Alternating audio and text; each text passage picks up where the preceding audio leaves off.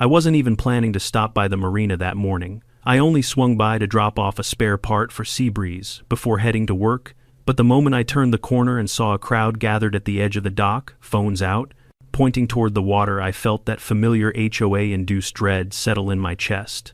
People weren't just watching, they were laughing, and when I followed their gaze, my heart stopped. My boat, my Seabreeze, was cruising out of the marina, music blasting so loudly I could feel the bass from shore.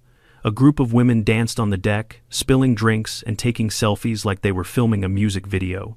And at the helm, there she was, HOA Karen, pink sunhut. Smug smile, shouting, "Girls' day out, baby," as if she owned the ocean. I didn't know whether to scream or faint, but one thing was certain. She had just stolen the wrong man's boat, because she had no idea I worked with the Coast Guard. Before we jump into this unbelievable ride, drop a comment with your location and local time, and don't forget to subscribe for more crazy HOA drama. I wish I could tell you that this was the first time Karen had crossed a line, or even the second, but if you've ever dealt with an HOA Karen, you already know they don't have lines. They have opinions, loud ones, entitled ones, and somehow those opinions always seem to rewrite reality inside their heads. The drama had actually started months earlier. Long before she ever set foot on my boat, Karen lived just a few houses down from me in our waterfront HOA community, an expensive, well-kept neighborhood that really should have been peaceful, the kind of place retirees imagined when they pictured quiet sunrise walks by the water. That was before Karen moved in and began enforcing her own personal version of maritime dictatorship. Her first complaint about my boat came the week she noticed me polishing the chrome rails on a Saturday morning. She strutted down the walkway in her bright pink blazer, the same one she wore to every HOA meeting, like it was a superhero cape, and said, "You know, it's really unfair that some people have boats and some people don't." I looked up, confused, because I honestly thought she was joking. She wasn't. "Boats," she continued, hands on her hips, "should be considered a shared amenity for our community. It's selfish to keep yours tied up all the time." Mind you, I paid full price for Seabreeze. I paid for the slip, I paid insurance, maintenance, upgrades, fuel, everything. Karen didn't contribute a penny, but in her world, fairness meant redistribution of other people's property. That was the beginning. Over the next few weeks, she escalated things like only an HOA Karen could. She left notes on my door saying I should schedule community boating days. She cornered me outside my garage and said her nephew really wanted to try a luxury boat ride at least once. She even complained to the HOA board that my refusal to lend her my boat created division within the neighborhood. To the board's credit, they told her, that's not how boats work, but Karen wasn't deterred. She had this uncanny ability to twist logic like a pretzel and still act offended when people didn't agree with her. Meanwhile, I did what any sane person would do. I ignored her, or tried to. Lucky for me, I had Jim, my next-door neighbor and best friend. Jim was the kind of guy who showed up whenever there was chaos because he somehow knew it would be entertaining.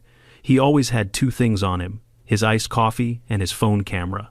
If HOA drama was a sport, Jim would have been an Olympic documentarian. Every time Karen confronted me, Jim somehow wandered out from behind a hedge or appeared on his porch like a wildlife photographer waiting for a rare bird to misbehave.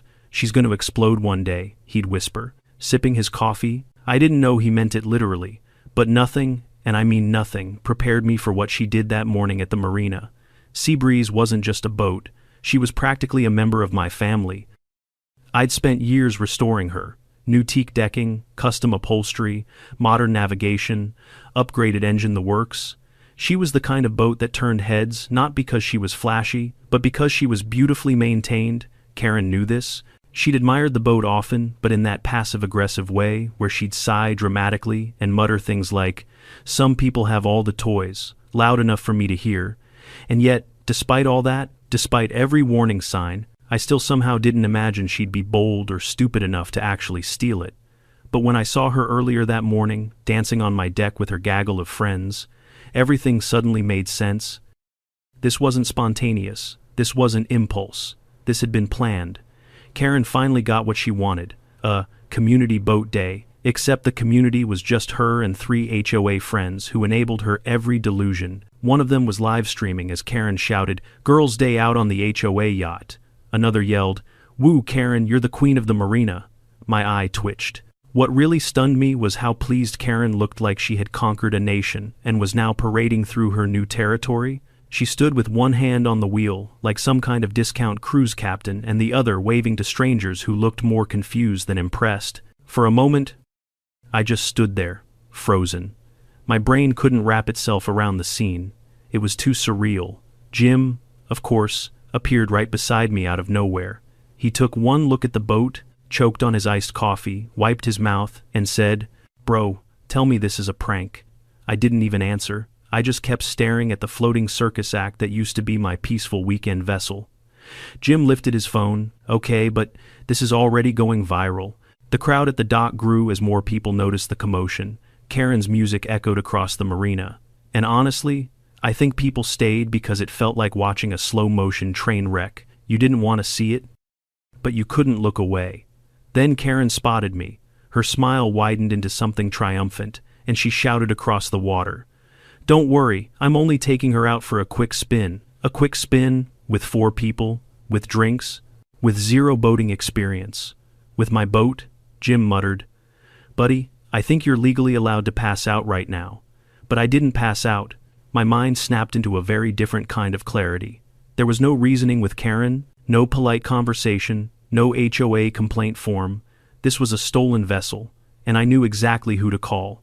I pulled out my phone, not hesitating for a second, not because I wanted revenge, but because I saw the way Karen was handling the wheel. She was jerking it too hard, overcorrecting her turns, drifting dangerously close to another boat's wake. She was going to hurt someone. Jim leaned in. "You're calling the HOA?" I shook my head. "No, I'm calling the Coast Guard." He blinked. Oh, this just got good. As I dialed, I kept watching Karen steer my boat like it was bumper cars. Her friends stumbled, grabbing the rails to avoid toppling over. Drinks spilled. Someone shrieked. Someone else laughed like they were immune to consequences. And that was Karen's whole problem. She always thought consequences were optional. But not today. Because today, she had stolen a boat belonging to someone she believed was just a regular homeowner. She didn't know my other uniform. She didn't know my badge. She didn't know who I worked alongside every week. She didn't know she had just messed with the Coast Guard. And as the call connected and I reported my stolen vessel, and the officer on the line immediately understood the seriousness of the situation, I felt something I hadn't felt in months. Relief, because for the first time ever, someone besides me was finally going to put a stop to HOA Karen. The call connected with a sharp click, and I heard the calm, clipped voice of a Coast Guard dispatcher on the line. It was strange. My blood pressure was skyrocketing, adrenaline pumping through me like I'd run a marathon. Yet the voice on the other end sounded like someone reading a weather report, steady, neutral, completely unaware that my morning had just turned into a maritime soap opera. "United States Coast Guard, what's your emergency?" I swallowed hard and forced my voice to stay steady. "My vessel has been stolen." That got a reaction, I heard typing. Rapid and precise. "Stolen. Understood. Do you have a visual on the vessel?" "Oh, I have a visual," I said, staring out at the spectacle on the water. "It's a 24-foot cruiser named Seabreeze, white hull, teak deck, currently being operated by—" I paused, because how exactly do you describe what I was seeing? By a blonde woman in a pink sun hat who appears to believe she's the queen of spring break? Jim snorted so loudly beside me the dispatcher might have heard it. "I'm sorry, sir," the dispatcher said. "Could you repeat that?" I closed my eyes for a second, regaining my composure. "A woman has taken my boat without permission. She has 3 passengers. She is operating the vessel recklessly, and she does not have boating experience." A quiet beat, more typing. "Understood. Do you know the individual?"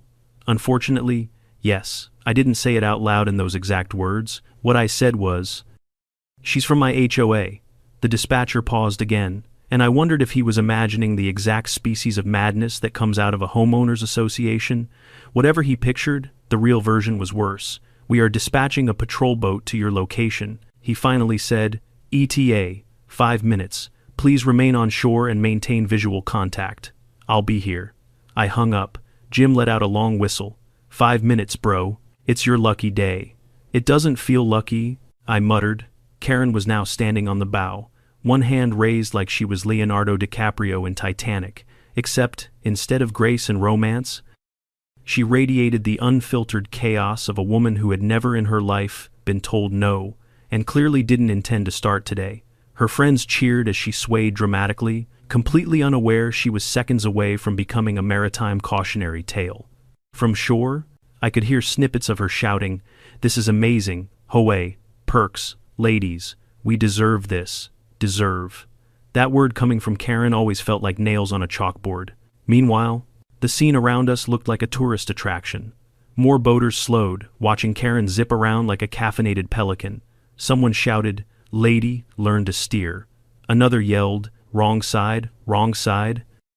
A fisherman in a tiny skiff paddled frantically out of her path, barely avoiding her wake. Karen's response: "She blew him a kiss."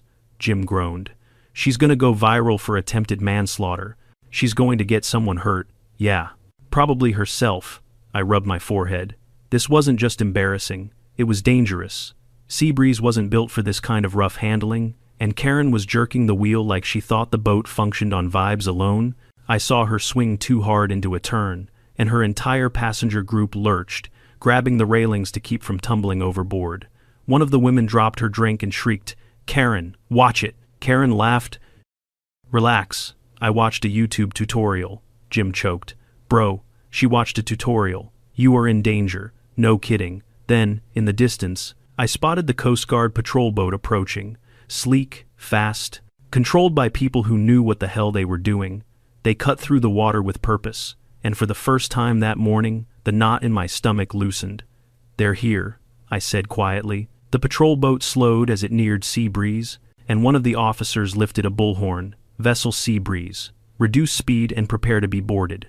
Karen froze. Her friends froze. Even from shore, I could see the exact moment her confidence cracked. She grabbed the wheel and shouted back, "Excuse me, we're on a private cruise." The officer repeated the command, clearer this time. "Ma'am, reduce speed immediately." Jim started laughing like a lunatic. "Oh my God, she thinks she's above the Coast Guard." I watched as the patrol boat matched Karen's speed, pulling alongside her.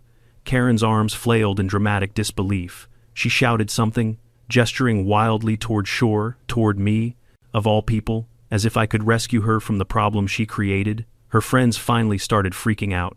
"Karen, slow down. Karen, oh my God, they're serious. Karen, turn the boat." Karen did not turn the boat. In fact, she did the opposite. She panicked, yanked the wheel, and hit the throttle. Seabreeze lurched forward with a roar. The Coast Guard officer on the bullhorn shouted, "Mom, reduce speed immediately," Karen screamed back. "I'm in control." She was not in control. She drove straight through a no-wake zone, leaving a foamy explosion behind her. A pelican fled, a kayaker almost capsized. Jim nearly dropped his phone from laughing too hard. "Bro, she's gonna get a felony?" He wheezed. I didn't laugh. I couldn't. My boat was bouncing over waves. It was never supposed to hit at that speed. My heart climbed into my throat. Then it happened. Karen looked behind her for half a second, just long enough to lose track of where she was going. Seabreeze slammed into a buoy with a metallic crunch that echoed across the marina.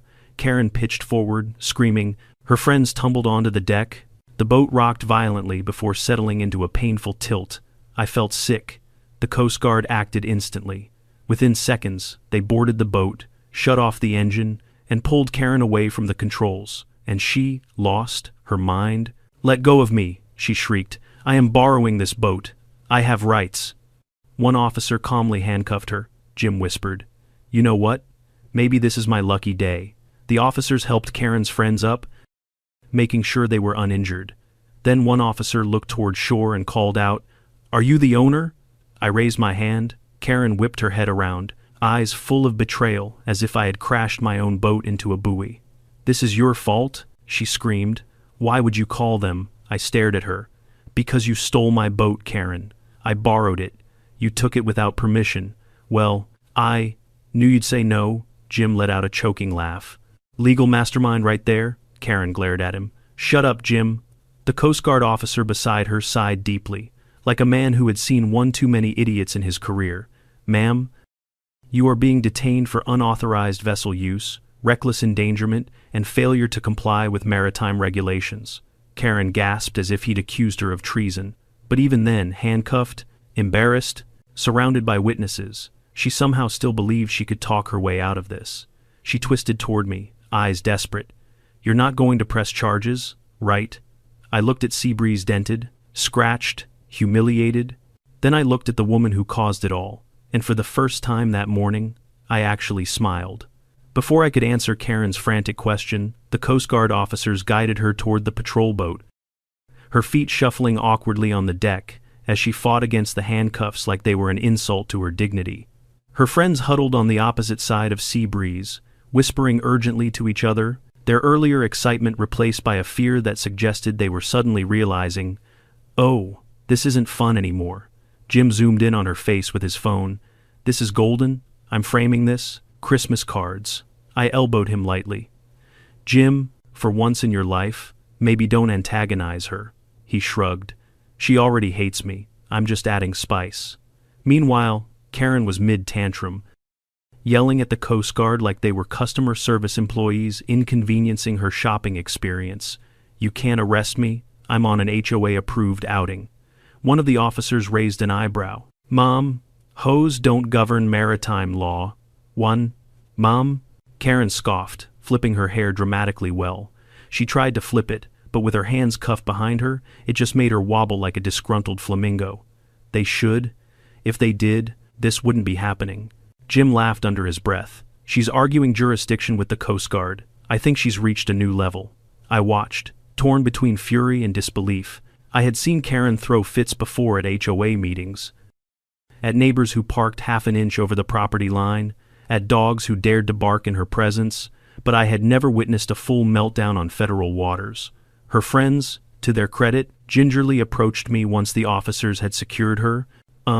We didn't know she wasn't allowed to use your boat," one said, avoiding eye contact. I blinked. "How would she have been allowed?" "Well," she said, "she had your permission." "Of course she did." The other friend piped in. "We thought this was like a neighborhood sharing program," Jim snorted. "It's not a library. You don't just check out a boat for Girls' Day." They instantly shrank, clearly wanting to vanish into the fibers of the dock. I almost felt bad for them. They were clueless, not malicious. But Karen? No. Karen knew exactly what she was doing. One of the officers approached me after escorting Karen onto their patrol vessel. "Sir, we need you to confirm. Did this woman have your permission to operate your vessel?" "Absolutely not," Karen shrieked from behind the officer. "Oh my God. Yes, he did. He said I could use it any time." I stared at her. "That never happened." She jerked her head in my direction, eyes wide with betrayal, like I had wronged her. "You said it with your eyes?" Jim wheezed beside me. "Bro." She just said, "You gave permission with your eyes. I can't breathe." The officer didn't even flinch. "Ma'am, that is not considered legal consent." "Yes, it is," she insisted. "In the HOA handbook it says, 'This isn't governed by your HOA,'" he repeated, far more patiently than she deserved. Karen gasped. "Well, it should be." At this rate, the man deserved a raise. 2 more officers boarded Seabreeze to assess the damage. One inspected the dented hull and shook his head sympathetically. "Looks like a hard impact. You'll need repair work. We'll document everything for your insurance claim." My stomach twisted. Every scratch felt like someone had keyed a car I'd spent years restoring, and I had restored Seabreeze with my own hands, sanding, polishing, installing upgrades, painting the trim. She was more than a boat. She was sweat, weekends, pride. Karen saw the look on my face and had the audacity to say, "Relax, it's just cosmetic." I snapped. "Cosmetic? You crashed my boat into a buoy because you can't tell the throttle from a toaster." Karen gasped like I'd slapped her. "You are being so dramatic," Jim whispered. "Dude, your patience lasted longer than I expected." The officer beside me cleared his throat. "Sir, would you like to accompany us as we process her detainment?" Before I answered, Karen seized her last lifeline. Her husband, Todd, red-faced and exhausted, arrived at the marina at a jog. He looked like a man whose soul had been slowly drained by years of HOA drama, especially the variety powered by his own wife. "Oh no," he muttered when he saw her handcuffed on the Coast Guard boat. "Karen, what did you do?" She immediately perked up as if he were her personal lawyer. "TOD, tell them I'm allowed to use the boat." His shoulders sagged. Karen, were you allowed to use the boat? Yes. With his eyes, Jim collapsed onto the dock, laughing. Todd closed his eyes. Karen, sweetheart, that is not a thing. Karen gasped again. Whose side are you on? Todd gestured helplessly at me. I'm on the side of the guy whose boat you stole. Borrowed. She screamed so loudly a flock of seagulls took flight. Even her friends backed away like they were afraid she might explode. Todd rubbed his temples. Karen, you can't borrow a boat without asking. Yes, I can. I knew he'd say no, so asking would have been pointless. The officer beside her said flatly, Ma'am, that is a confession. Karen's jaw dropped. No, it isn't, Jim whispered. Yes, it is. I finally stepped forward, tired beyond belief. Karen, I said, you didn't just steal my boat, you endangered people. You almost hit a fisherman. You broke maritime law. You damaged my property. You— Oh, please, she interrupted. Nobody died. It's fine. It's not fine, I said quietly. You crossed a line. She rolled her eyes so hard I worried she might strain something. Men and their toys. Todd buried his face in his hands. A different officer approached, holding a clipboard. Sir, we need your statement. Also, we require confirmation if you intend to press charges. Karen immediately twisted toward me, eyes pleading. No, no, no, no, don't. I said I'd pay for the damages. Isn't that enough? Come on, be reasonable, Jim muttered. She's asking you to be reasonable. A strange calm washed over me. Maybe it was exhaustion. Maybe it was clarity. Maybe it was seeing my boat, a symbol of years of work, damaged because of someone who believed rules didn't apply to her. I looked at the officer. Yes. I want to press charges, Karen shrieked. What? Her voice cracked like a violin being stepped on. You can't do that. I'm the HOA president, Jim whispered. Not anymore after this video hits Facebook. Karen thrashed in her cuffs. This is harassment. I am being oppressed. The officer politely corrected her. No, ma'am. You are being arrested. Todd sighed so deeply, I felt it in my bones. The Coast Guard began escorting her fully onto their vessel for transport. Karen's screams echoed across the marina like a siren of entitlement. This is illegal. I'm calling my lawyer. I'm calling the HOA. I'm calling somebody, anybody. But nobody answered, because nobody could save her from the reality she created. As the patrol boat began to pull away, Karen continued shouting, her face flushed with fury, and then, because karma has a sense of humor, she slipped slightly on the wet deck and fell backward into a seated position with a thud. Jim whispered, That's going in the slow-mo section of the video. I looked at him.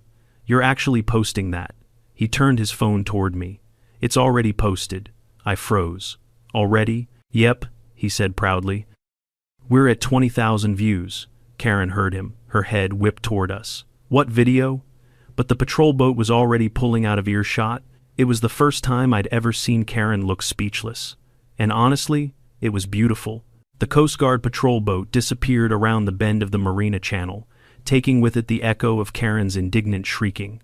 As soon as her voice faded into the distance, the air seemed to relax, like the entire waterfront had been holding its breath and finally exhaled. But the chaos she left behind, oh, that stayed. People were still gathered along the dock, murmuring in disbelief.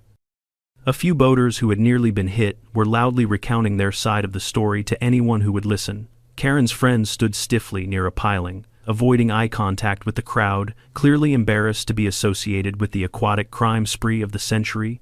Jim, on the other hand, was vibrating with more excitement than the boat engine Karen had abused. He replayed the video on his phone, chuckling between sips of his iced coffee. Look at this part, he said, zooming in. Right here, when she yells, borrowed. Tell me that's not peak comedy, I groaned. Please don't let this go viral. He raised an eyebrow as though I had said something profoundly stupid. Buddy, it's already viral. TikTok is eating this alive. How? You posted it 5 minutes ago, he shrugged. Internet moves faster than the Coast Guard. I rubbed my face. I really hoped he was exaggerating, though deep down I knew he absolutely wasn't. The internet loved chaos, and Karen was chaos personified. While Jim basked in the glow of online fame, I boarded Sea Breeze with one of the Coast Guard officers who had stayed behind to document the damage. He stepped carefully across the deck, his boots echoing softly against the teak. Impact points along the bow, he said, crouching to inspect the dent. Looks like she hit the buoy at a pretty sharp angle. You're lucky she didn't rupture the hull. Lucky, I repeated, staring at the half-inch groove carved into the fiberglass. Right. I had poured months into restoring this boat. Every scratch felt like a personal attack. And Karen had treated it like a carnival ride she won on a radio contest. The officer snapped a few photos and scribbled notes on his clipboard. We'll include everything in our official report. It'll help with insurance. I nodded. Though my throat felt tight, Jim wandered over, leaning on the railing. At least she didn't blow up the engine, he offered. That was not helpful. Hey, look on the bright side, he said, smiling. She's finally going to face consequences. I glanced out toward the open water where the patrol boat had vanished. You think so? Dude, he said, gesturing with his phone. She's on federal waters. They don't play around. He had a point. HOA Karen may have bullied neighbors, threatened fines, and thrown tantrums at board meetings, but none of that prepared her for dealing with actual law enforcement, especially not the kind with badges, boats, and zero tolerance for maritime insanity. Still, guilt tugged at me, not because I regretted pressing charges, but because drama always had a way of continuing long after the main event ended. And with Karen, the main event was somehow never the end. As if on cue, her husband Todd approached us, hands in his pockets, looking like a man walking into a storm he knew he couldn't stop. He sighed heavily. I'm sorry, he said, voice low. I don't even know what to say anymore. I crossed my arms, unsure whether to comfort him or lecture him. Todd, she could have seriously hurt someone. I know. He ran a hand over his face. I tried to warn her. I told her not to go near your boat. She said she was taking initiative. Jim snorted. She took initiative right into a felony. Todd didn't even argue. He just stared at the ground. She's always been like this, her whole life. My therapist says she's addicted to confrontation. You have a therapist? Jim asked. I have to, Todd replied without missing a beat. I'm married to Karen. That was fair. Todd let out a weary breath. I'll pay for the damages, all of them. Whatever it costs. I shook my head. That's not up to me anymore. The Coast Guard is handling it. His shoulders tensed. Right, of course. Jim stepped between us, placing a hand on Todd's shoulder. Hey, man, this isn't on you, he said, surprisingly sincere. It's on Karen. Todd gave him a hollow smile. Tell that to my credit card. He shuffled away, leaving me feeling more conflicted than before. I didn't hate Todd. Honestly, I pitied him. Living with Karen had to be like living on a roller coaster, exhausting, disorienting, and entirely too loud. Before I could dwell on it further, my phone buzzed. At first, I thought it might be the Coast Guard following up. Nope, it was worse. Jim leaned over my shoulder as I opened the notification. Dude, he squeaked. Is that what I think it is? It was. The video of Karen screaming, borrowed, had hit 1 million views. How is that possible? I stammered. It's the internet, Jim said smugly. People love a good villain. She's not a villain, I muttered instinctively. Buddy, he said. She stole your boat, nearly killed a fisherman, ignored the Coast Guard, and screamed HOA laws at federal officers. She is the Thanos of our marina.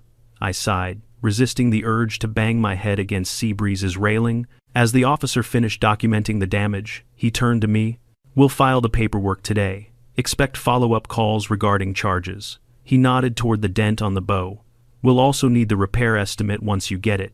Understood, I said. He extended a hand. Again, sir, we're sorry this happened, but we're glad we arrived before things escalated further. I shook his hand. Me too. After he disembarked, Jim and I stood silently for a moment on the deck, staring at the water.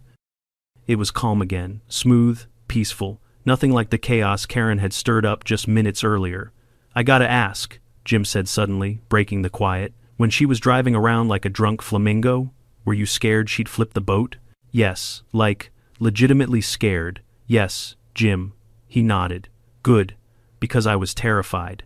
He pocketed his phone, then grinned, but also entertained. I rolled my eyes. Of course you were. We climbed off the boat and began walking back toward the parking lot.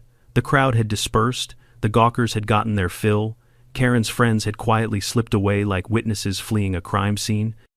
But as we approached the marina entrance, I saw someone leaning against a pole, arms folded, It was the fisherman Karen had almost run over. "You, the owner of that fancy boat?" he asked. "Yeah," I said cautiously. He nodded toward the open water. "Good. I hope they throw the book at her." I blinked. "You're not injured, are you?" "No," he said, "but I have a fear of being murdered," and she triggered it. Jim laughed so hard he doubled over. The fisherman shook his head. "I've seen idiots out here, but she's in a league of her own. She thinks she's above the rules," I admitted. He snorted. "Well, the rules got her today." He trudged off toward his skiff, muttering about crazy HOA people. Jim slapped my shoulder. "You hear that? Even strangers know she's the final boss of entitlement." I wanted to argue. I wanted to defend something. Todd, maybe. But honestly, he was right. Karen didn't just break rules. She believed she was the exception to them. And today, reality had finally caught up to her. But even with her being hauled off, the chaos wasn't over, because a person like Karen doesn't just disappear quietly into consequences. She comes back louder, stronger, more dramatic, and as we walked to the parking lot, my phone buzzed again, this time with a message from an unknown number. It was the Coast Guard.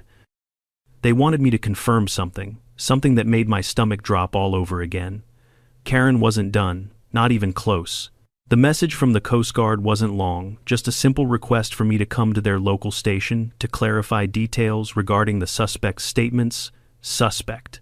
That word still didn't feel real, even though Karen had been carted off in handcuffs like an entitled tornado that finally met a brick wall.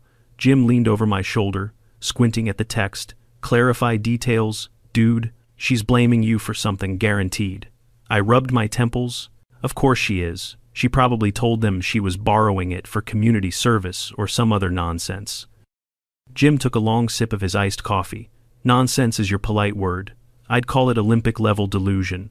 We agreed to head over right away, not because I wanted to see Karen again, but because the Coast Guard sounded like they needed help deciphering whatever alternate reality she had spun for them. The station wasn't far, just a short drive up the waterfront road. Along the way, Jim kept refreshing the views on his now famous video. 2 million, he announced. I grit my teeth. "Jim, don't fight it. Embrace the fame, buddy. You're the guy whose HOA president stole his boat. You're practically an internet legend." I didn't feel like a legend. I felt tired and annoyed and vaguely horrified that Karen might try to sue me for emotional distress or something equally ridiculous. When we walked into the Coast Guard station, an officer at the front desk nodded in recognition. "You're the owner of Seabreeze." "Yes," I said. "I got a message.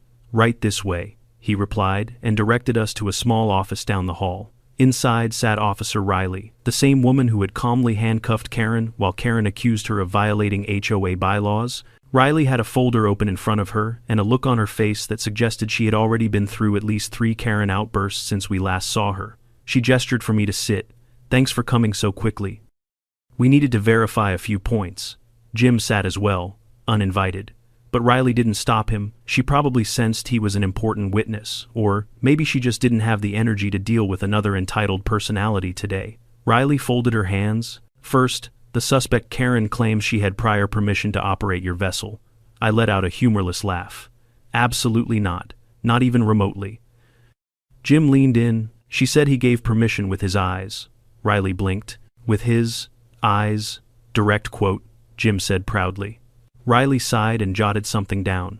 "We suspected as much." Second, she stated that she was performing a sanctioned community event. "What community event?"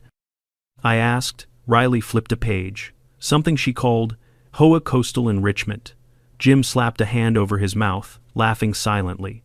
I stared at Riley, wondering if I had heard correctly. "HOA Coastal Enrichment, yes," she said, completely deadpan. She claimed she was leading a neighborhood outreach program. I groaned. "She kidnapped my boat for a fake community event. She insisted," Riley continued, "that as HOA president, she had authority to use neighborhood property as she saw fit. We informed her that your boat is not community property and that HOAs cannot override federal maritime regulations. And she didn't accept that, I guessed." "No," Riley replied simply. "She did not." Jim leaned back smugly. "Called it," Riley continued, flipping another page. She also stated that she fled because she believed the patrol boat was, quote, attempting to ruin her outing. I pinched the bridge of my nose. "She thought you were ruining Girls' Day," Riley nodded. Correct. Jim slapped his knee. This is the best day of my life. Riley finally looked up from her notes and met my eyes. We needed your verbal confirmation to officially counter her claims on record. She's now facing up to 4 charges. Possibly more. I swallowed. More. She caused property damage to a federal navigation buoy, Riley explained. That may incur additional penalties depending on the repair assessment, Jim whispered. She's speed-running federal crimes. I sighed. So, what happens now? Riley closed the folder. She'll be processed, cited, and released. You'll receive updates regarding court dates and repair estimates. Expect to file both an insurance claim and a restitution claim. Great. My weekend was about to be swallowed by paperwork, Riley added. There is one more thing. Something in her tone made my stomach tighten. She asked to speak with you. I froze. Why? She believes you can negotiate her release. Jim snorted so loudly, Riley cracked a tiny smile. She really doesn't understand how any of this works, does she? No, Riley said. She does not. I shook my head. I don't want to talk to her. Riley nodded. Understood. It's not required. We wrapped up the conversation and thanked her. But as we left the station, walking toward the parking lot, a familiar voice shrieked behind us. There he is, Jim groaned. Oh no, she escaped.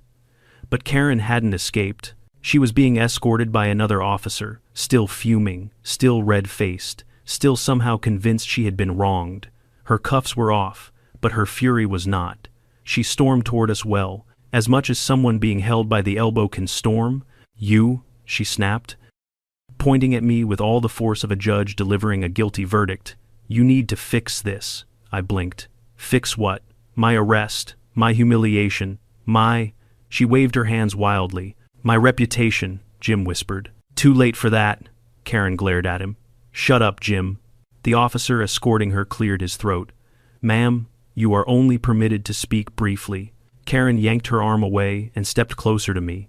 You don't understand what you've done. People are talking about me. They're laughing at me. I've gotten 20 texts already.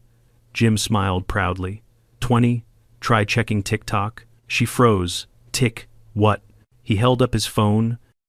The thumbnail alone, Karen screaming with her sun hat sideways, was enough to make her blanch. What is that? Your close-up? Jim said.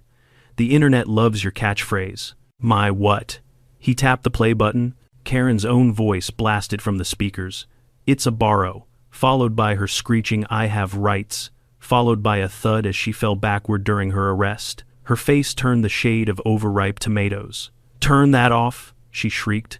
Lunging for the phone, the officer grabbed her arm before she could reach Jim. Mom, do not attempt to grab his property. Karen's voice cracked. Take it down. Delete it. I'll sue. Jim sipped his coffee. You were in a public marina committing a crime? This is all legal, Karen sputtered. But my image, my HOA status, my dignity. I couldn't help myself. Karen, that ship sailed the moment you stole mine. Her jaw dropped. I continued. You didn't borrow my boat. You stole it. You risked people's lives, and you damaged federal property. Karen shook her head violently. No, this is a misunderstanding. A big, stupid misunderstanding. The escorting officer spoke up. Ma'am, it's time to go. Karen pointed at me one last time, trembling with rage. This isn't over. You'll regret this. I'm still president of the HOA, but even she didn't sound convinced. The officer led her away, her complaints echoing down the hallway like a tantrum drifting off into the distance. Jim watched her go, then elbowed me lightly. You realize she's never going to let this go, right? I exhaled. I know. And that the internet is now obsessed with her, I know that too, he grinned. So, lunch. I shook my head, laughing for the first time that day. Yeah, lunch. But even as we walked out into the sunlight, I knew this wasn't the end. Karen wasn't defeated. She was wounded, and a wounded Karen is 10 times more dangerous. For the next few days, the marina felt strangely calm, almost suspiciously calm, like the quiet after a hurricane. But with Karen, silence was never a sign of peace. It was a warning, a countdown, a fuse burning somewhere unseen. Jim noticed it too. 3 days after the incident, he peeked over the fence dividing our backyards and said, I haven't heard a single Karen scream all morning. That's not normal. Should we call animal control? Maybe she crawled into a possum trap. I appreciate the optimism, I said, but she's plotting something. I can feel it. Jim nodded gravely. Yeah, I sense disturbance in the HOA force. But Karen didn't show up, not at my house, not storming through the neighborhood, not even at the HOA clubhouse where she usually held meetings to lecture people about their lawn heights or garbage bin alignment. It was almost eerie. Meanwhile, my days were consumed with insurance calls, repair estimates, and paperwork the Coast Guard sent me. The damage to Seabreeze wasn't catastrophic, but it wasn't cheap either. The bow repair alone was going to run several $1,000s. Then there were internal checks, structural assessments, and temporary storage fees, all because Karen couldn't resist the urge to turn my boat into her own private reality TV show. And while I dealt with repairs, the internet was having the time of its life. Jim sent me updates daily. 4 million views, 7 million, oh my God. Someone made a remix of her yelling, "Borrowed." Listen, I didn't listen, but I couldn't avoid it forever. On the 5th day, I overheard 2 teenagers at the marina singing, "It's a Boru, baby," to the tune of a pop song while laughing hysterically. Jim was right, Karen had become a meme, but I didn't see the full scope until one night when I finally caved and checked my own notifications. People from all over the world had tagged me in posts. News outlets reached out. A boating podcast wanted to interview me. Someone had printed Karen's face onto a t-shirt that read, HOA. Doesn't stand for Have Others Amenities. I didn't know whether to laugh or cry. Jim, on the other hand, was thriving. I found him lounging on his porch with sunglasses on, replying to comments like a celebrity. When he saw me, he grinned. "Welcome to fame, buddy." "I don't want fame." "Too bad. Fame wants you." I sighed. "What about Karen? Has she?" reacted. Jim's grin softened.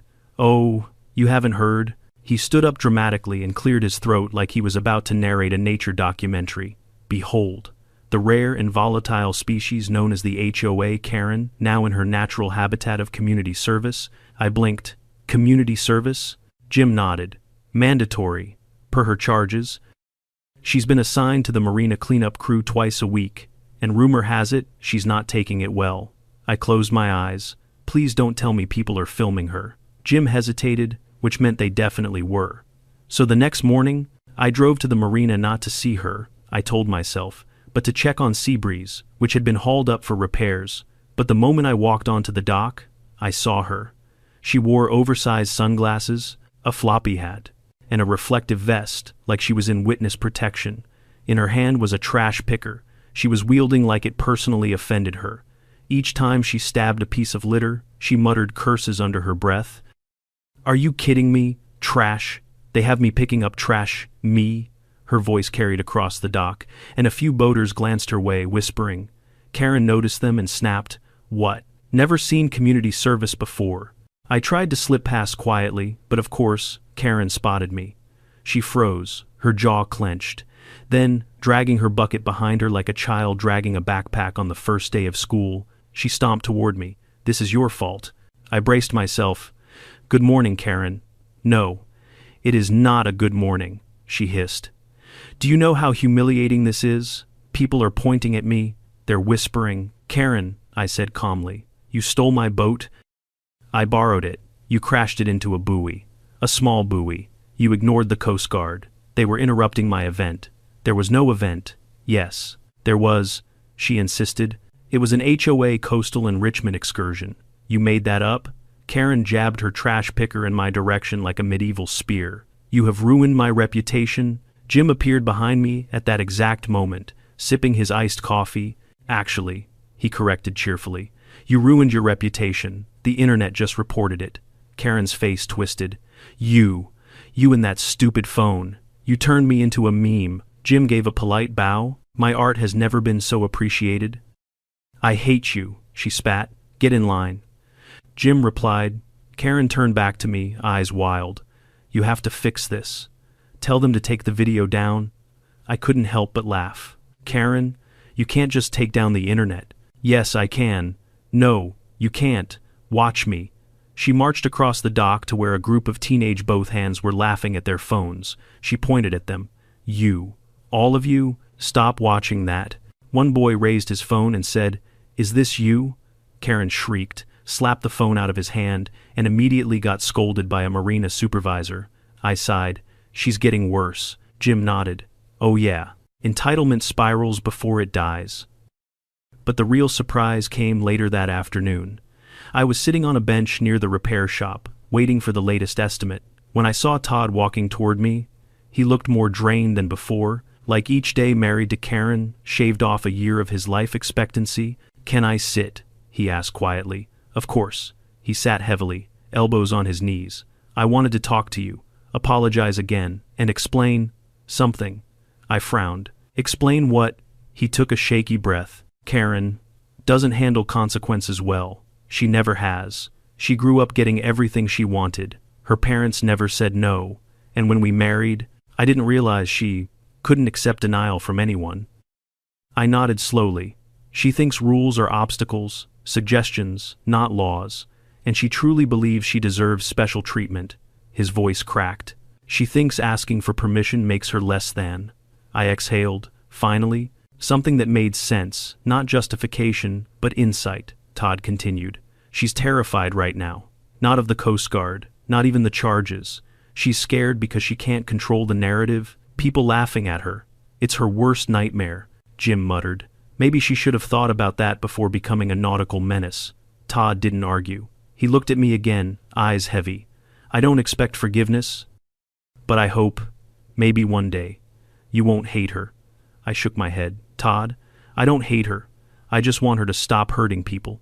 He nodded weakly. "Me too." We sat in silence for a moment, the waves gently lapping the dock. Then my phone buzzed. Another message from the Coast Guard. Jim leaned in. "What now?" I opened it. My stomach sank. "Oh no," I whispered. Jim's face lit up. "Ooh, I love when you say that." I handed him the phone. He read the message aloud. "In reviewing the suspect's statements and video evidence, additional liabilities have been identified regarding the damaged buoy. Please be advised that charges may escalate, and you may be required to give further testimony." Jim gasped dramatically. "She's leveling up. Karen has unlocked federal consequences."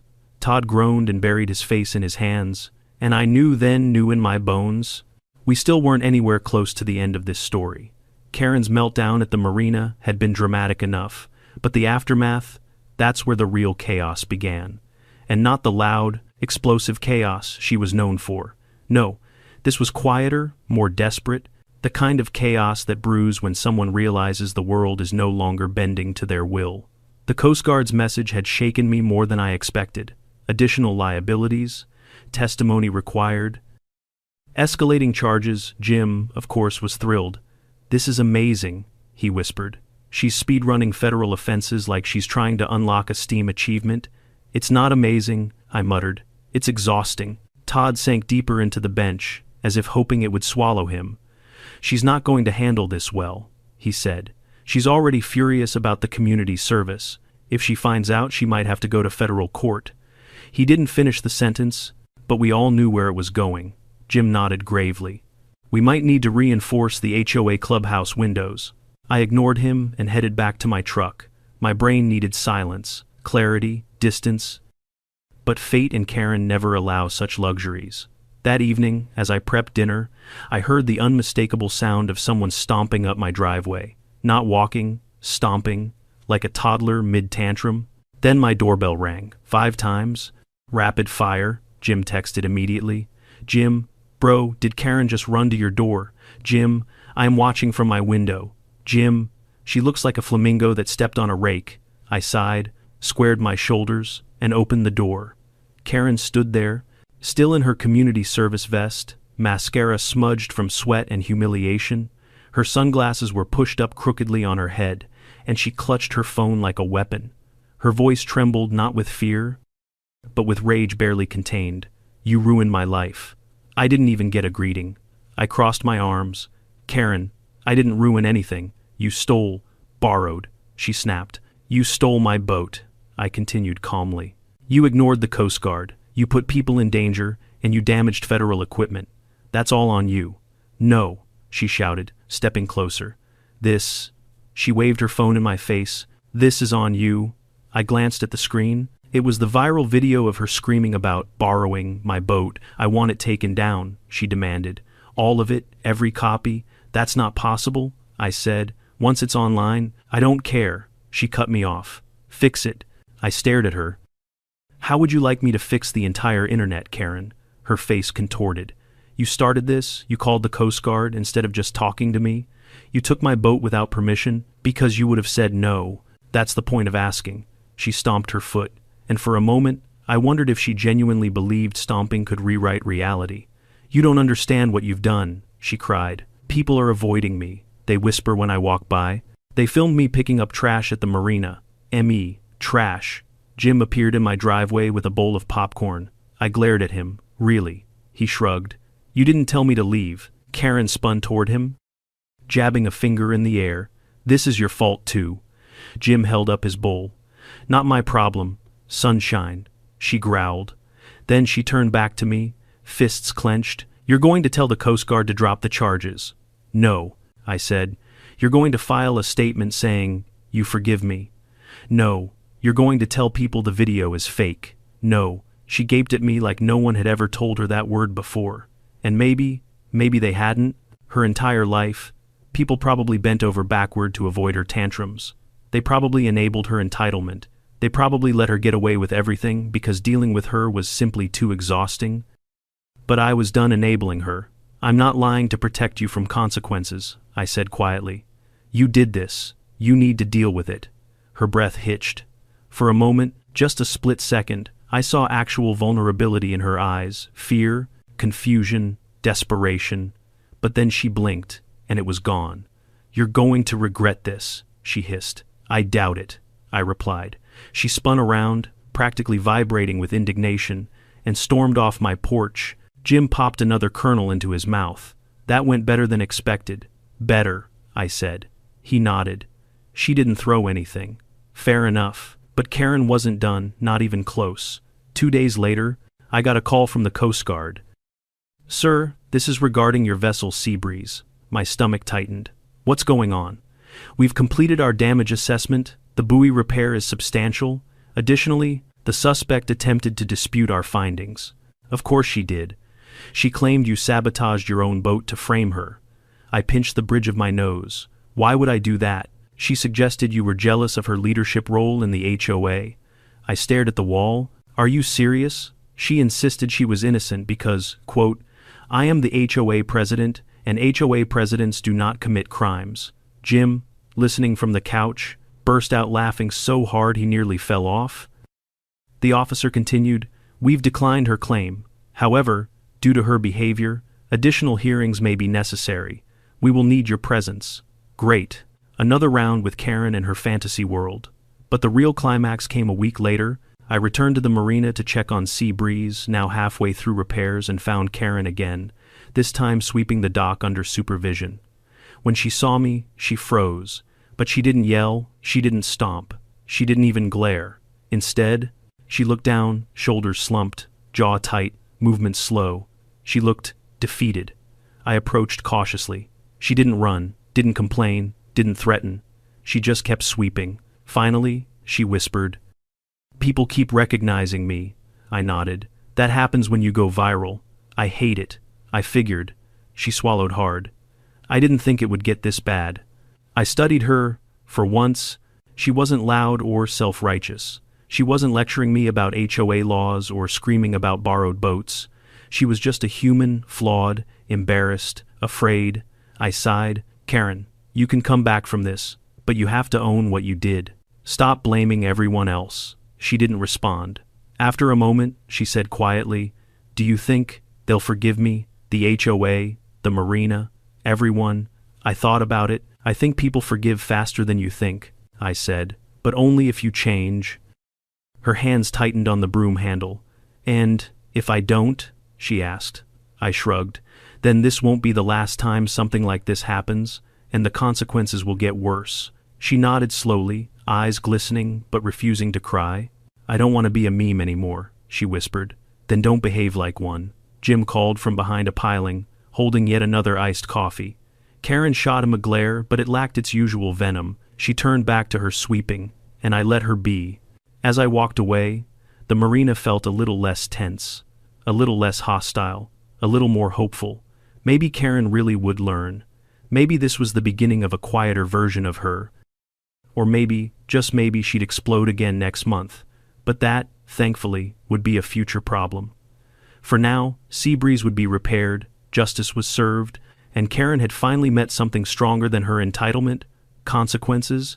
At the end of it all, standing on the dock, watching the sun set over the marina, I realized something important.